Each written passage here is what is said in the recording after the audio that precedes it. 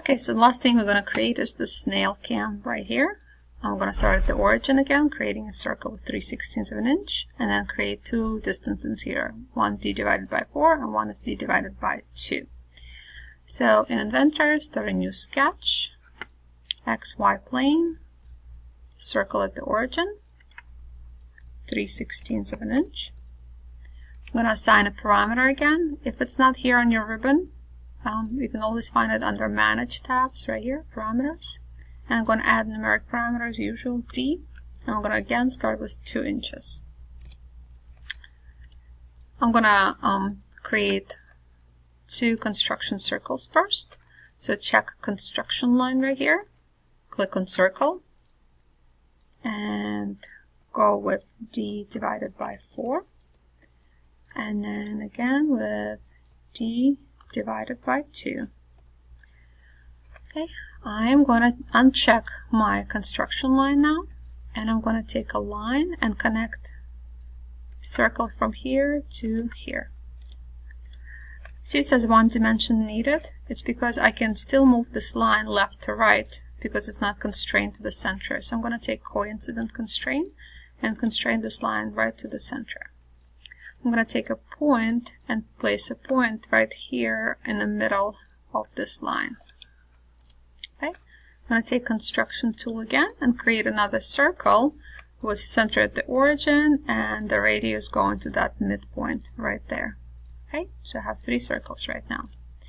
Next thing I'm going to do, I'm going to still stay in construction line. I'm going to create 2 lines. One is from here to here, and then the other one from here to here.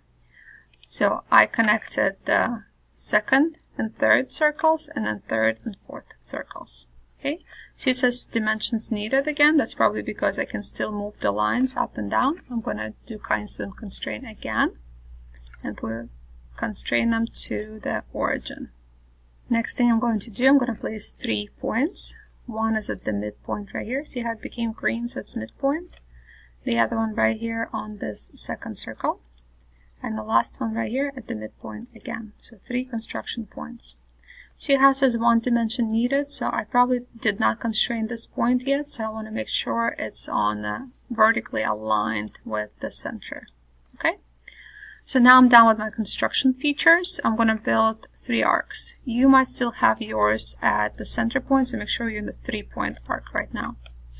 So starting with this bottom of this vertical line, I'm going to go from here to the midpoint, and I'm going to create a series of 4 arcs. Here, from here to here, and then the last one going all the way up. Okay, so that looks like a snail cam already, but we still need 4 dimensions. So the last thing I'm going to do, I'm going to do tangent constraint and make sure all those arcs are tangent to one another.